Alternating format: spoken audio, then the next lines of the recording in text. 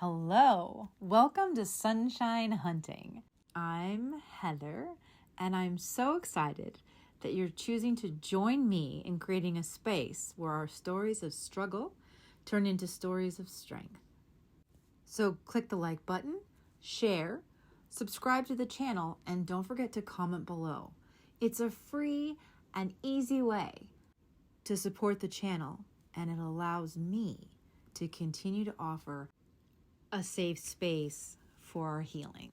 Have you ever been gripped by anxiety, feeling its overwhelming shadow? Picture this: a life free from relentless tension, without that burning knot in your stomach, your breaths deep and steady, and imagine standing strong, feeling grounded and supported. It's possible with easy-to-use mindfulness techniques at your fingertips.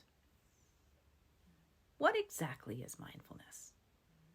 Mindfulness is the art of being fully present. Imagine embracing every moment, turning into the now with your feelings, thoughts, and bodily sensations, all without casting judgment. It's your secret weapon for riding the roller coaster of life with grace. You're probably asking how mindfulness becomes your superpower in battling anxiety. So imagine yourself diving into the art of mindfulness, where you're fully soaked in the magic of the present moment, embracing life with an open heart and a curious soul. It's all about turning into your thoughts, emotions, and the world's wonder without passing judgment. Think of it as being a master juggler of your attention, focusing on the now with a mix of curiosity, openness, and acceptance. This isn't just a practice. It's your secret arsenal against the storms of stress. And by keeping your feet firmly planted in the present, you effortlessly dodge the pitfalls of lingering on past sorrows or worrying about future what-ifs, those notorious thieves of peace and well-being. Dive headfirst into mindfulness and watch it transform into a mighty ally in your journey towards tranquility and happiness.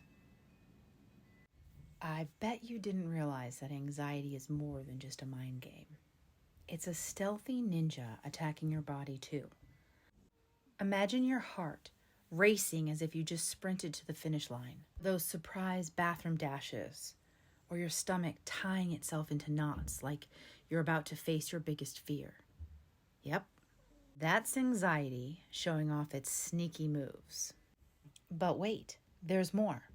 Anxiety doesn't just stop with making you feel nervous, restless, tense, or scared.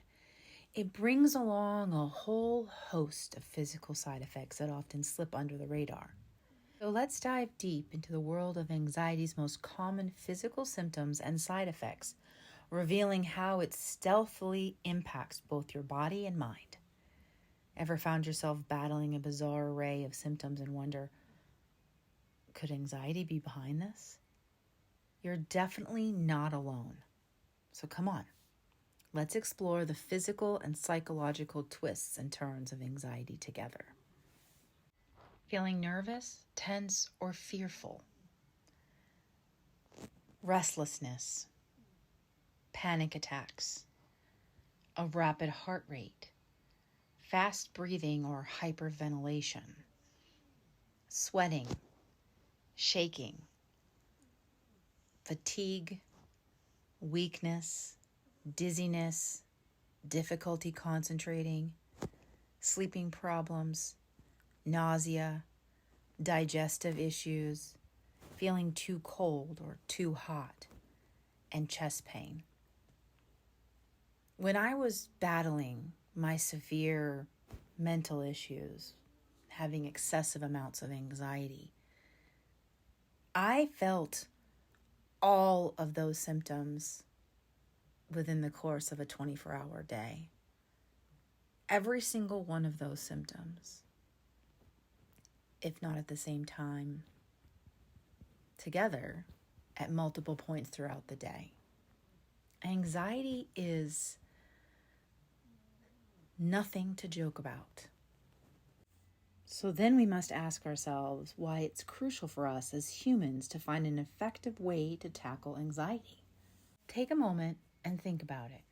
Anxiety isn't merely a temporary emotion. It's a widespread mental health challenge, impacting a staggering 284 million people across the globe.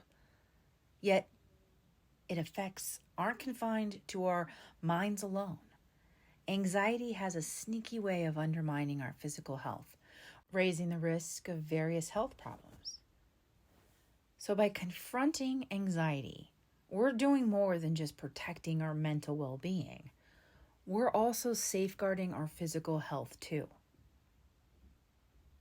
So what is the good news out of all this? Most people who seek help have a significant improvement and enjoy a better quality of life.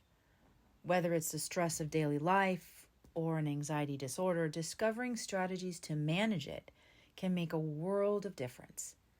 Exercise, nutritious eating, getting enough sleep, and minimizing stress are not just good habits.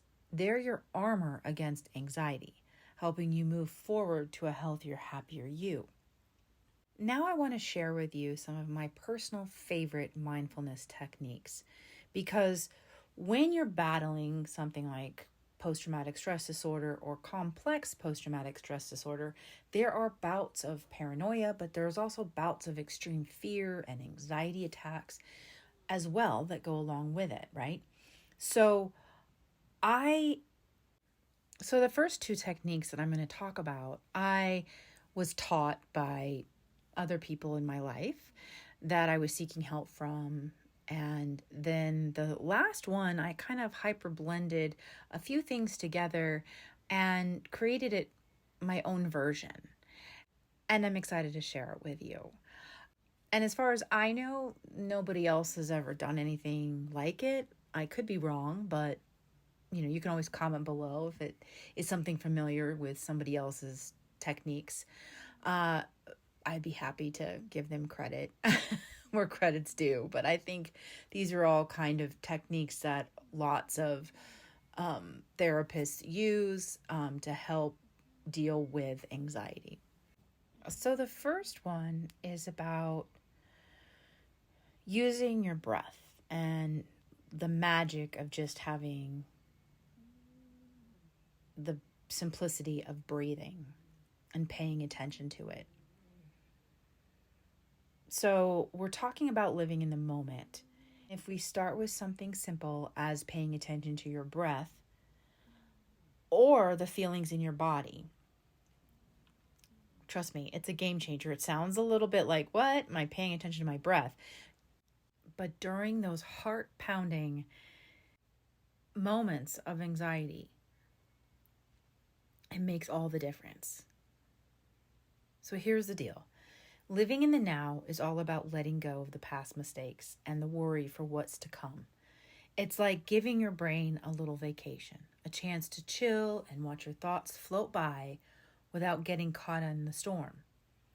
Think of it as hitting the pause button on life. Focusing on your breath or how your body feels slows everything down, giving you a fresh perspective. Practicing mindfulness builds a bubble of calm around you. So how do we begin? It's straightforward. Start by turning into your breath's rhythm and notice its entrance, filling your being with vitality.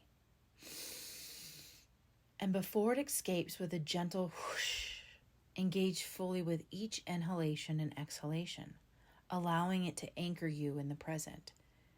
And then become inquisitive about any sensations you observe, even like a little itch on your neck, or the wind chimes that are blowing in the background right now at my house, or a thought that just happens to flutter by in your head. Using your breath as a foundation to remain centered and just letting the thoughts go by and not judge yourself of what you are thinking about or trying to make any thoughts stop.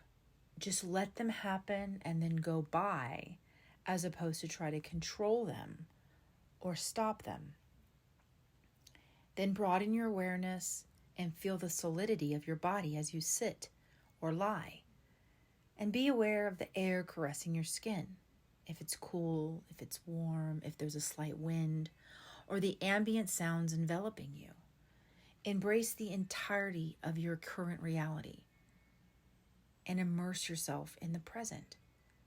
Start thinking about what is exactly going on all around you. The wind's blowing, the cats are sleeping next to me, purring, all of the aspects of your immediate experience. Some of you might hear my parents talking upstairs on this recording.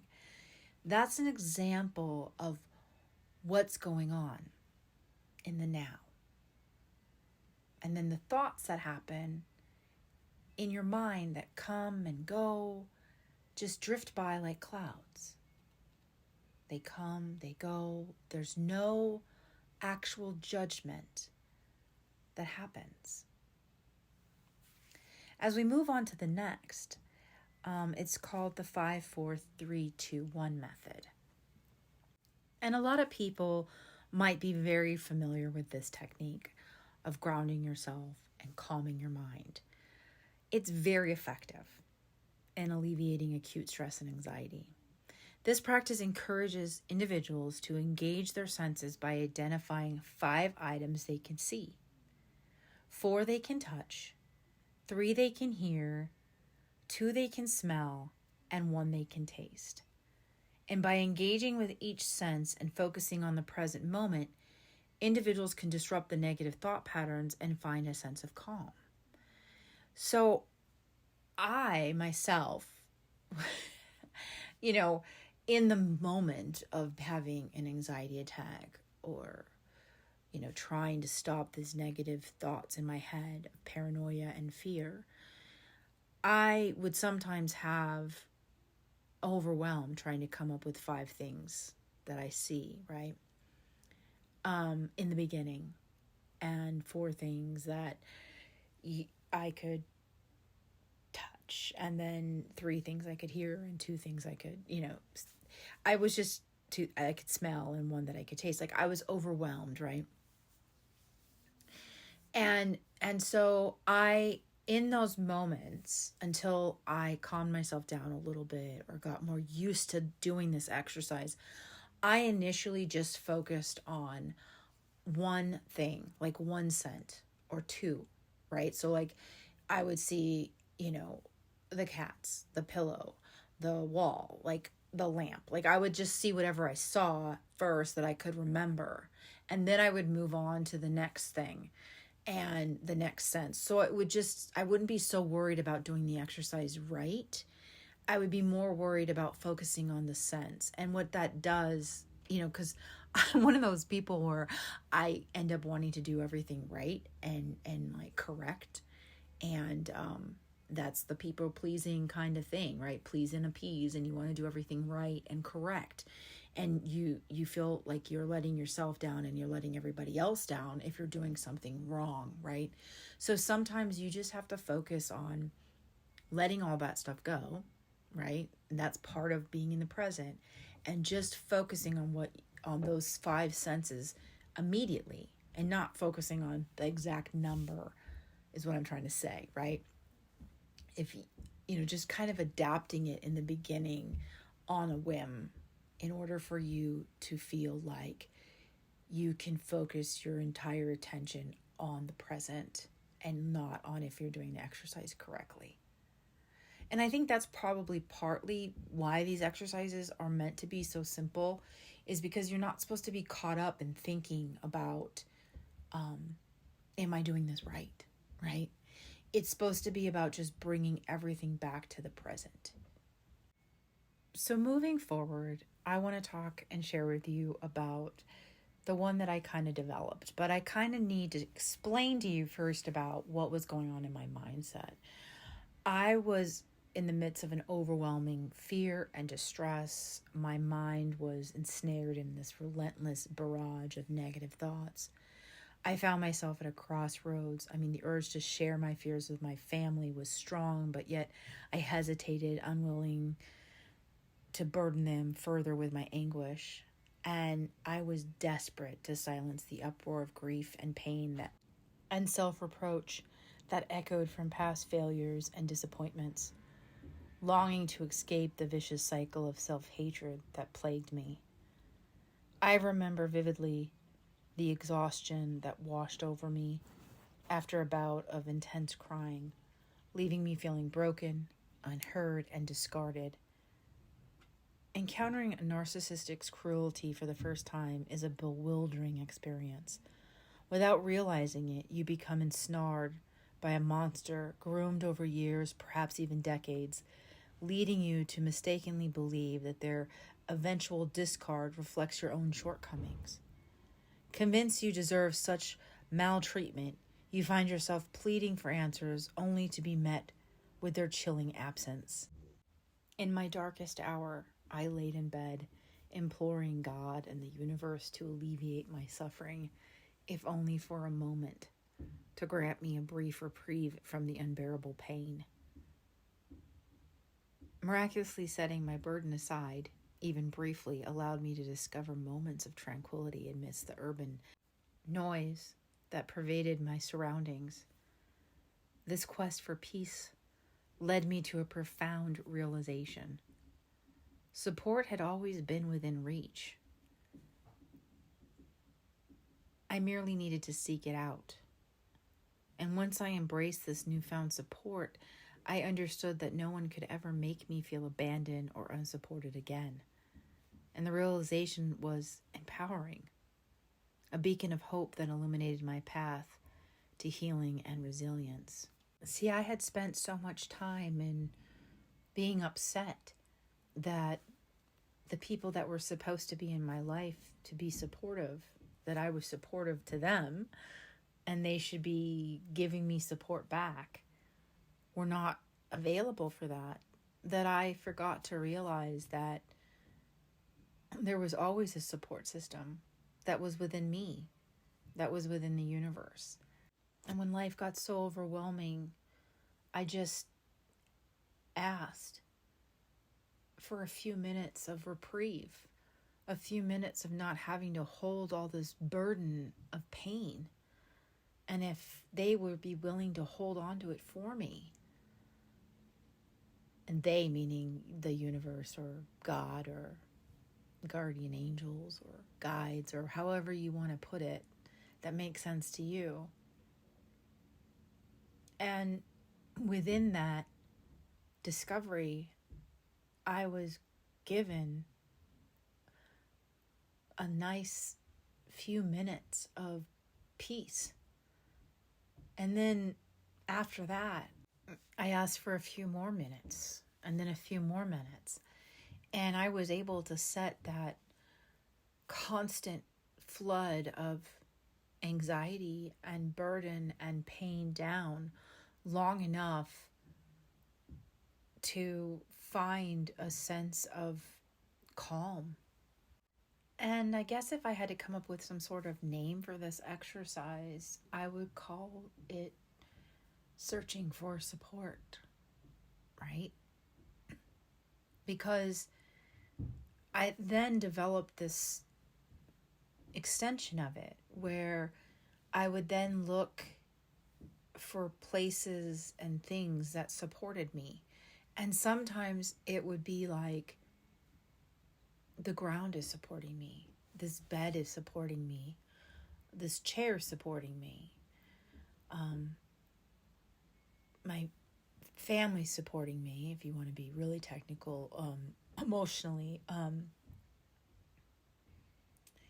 And I start to look, the air is supporting me, you know. I would start looking for these things that were around me that were supporting me because I felt so unsupported for so long. And the cats, right? My pets were supportive of me and I was supportive of them. And I started to really try to hunt and to find objects, things, entities, beings, services that became supportive to me. and of me. So I was filling in the gap of lack of support that was all around me for so long.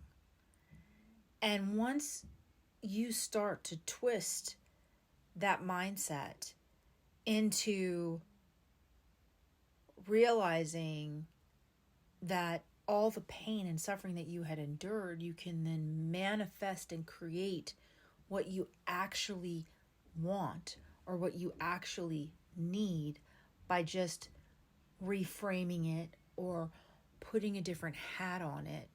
Maybe not what you actually thought, it's not a person, right? It's not the person you thought it was going to be, but it's something else. That's the thing that gives you power. That's the thing that's going to help carry you along through this journey of recovery. And really, at this point, this juncture of pain and suffering, and you have to really, you're grabbing at straws for survival, right? So why wouldn't you use every tool in your arsenal to help you move forward? They're there. Why wouldn't you use them, right? So now that we've dived into my personal favorite mindfulness techniques, it's time to put them into action and witness the magic and how they can work on reducing your anxiety levels. Will we nail it from the get-go? Likely not. But remember, practice makes perfect. And here's the kicker. It's not about achieving perfection. It's all about significantly cutting down your anxiety. So let's embark on the journey together. I invite you all to give these techniques a whirl and hit the subscribe button for your dose of mindfulness magic, and don't hold back in sharing your own experiences and favorite techniques in the comments below. I read each and every one of the comments. And let's dive in to mindfulness and let's get the conversation going. And remember, life is too precious to let anxiety keep us from crafting the existence we dream of. And always remember, I'm sending each of you so much love and support. Have you ever been gripped by anxiety, feeling its overwhelming shadow?